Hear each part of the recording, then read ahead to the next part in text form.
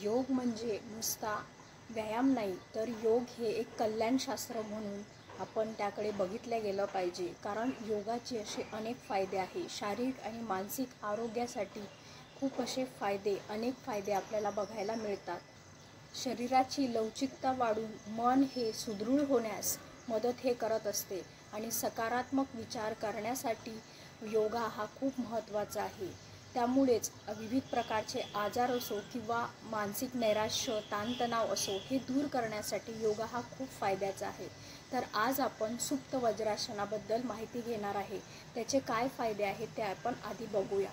तर सुप्त वज्रासनाचा पहिला फायदा म्हणजे ह्यामध्ये आपल्या पोटाच्या अंतर्गत जे अवयव आहेत, जसे की पॅनक्रियास, लिव्हर किंवा मग किडनी असेल, तर ह्या सर्व अवयवांना मसाज मिळते आणि त्यामुळे तिथं रक्ताभिसरण प्रवाह जो आहे तो चांगला वाढतो आणि त्यामुळेच त्या अवयवांची कार्यक्षमताही वाढवल्या जाते. दुसरी गोष्ट म्हणजे ह्यामध्ये आपलं ओटीपोट असेल किंवा आपला गर्भाशय असेल, तर ह्याच्या स्नायूंनासुद्धा चांगला स्ट्रेच मिळतो, ताण मिळतो आणि त्यामुळे गर्भाशयाची सुद्धा आरोग्य सुधारते आणि ह्याचमुळे गर्भपिशवीचा कॅन्सर असेल किंवा विविध प्रकारचे त्यासंबंधी काही समस्या असतील, तर त्या सोडवण्यासाठी वज्रासन हे खूप महत्त्वाचं आणि उपयुक्त असं आसन ठरते.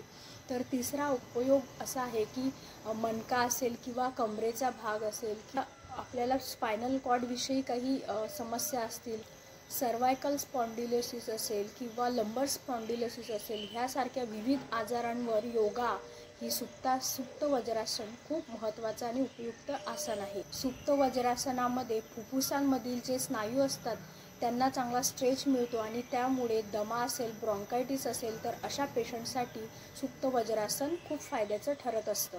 खूप जणांचा असा गैरसमज असतो की आम्हाला काही त्रास होत नाही म्हणून आम्ही कशाला योगा करायचा, कशाला आमचा टाईम वेस्ट करायचा.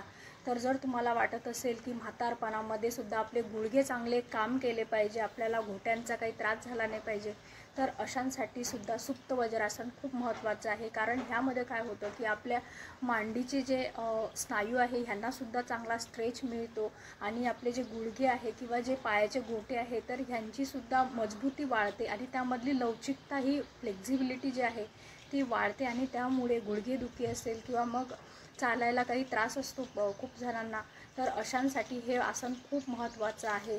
तर ह्यामुळे पोटावरची चरबीसुद्धा कमी होत असते किंवा मांड्या असतील तर मांड्यांवर साचलेली अतिरिक्त चरबीसुद्धा कमी करण्यासाठी हे सुप्त वज्रासन खूप फायद्याचं आहे. सुप्त वज्रासनामुळे गॅस असेल, ॲसिडिटी असेल, ह्यासाठी खूप जण रोजच्या रोज टॅबलेट घेत असतात.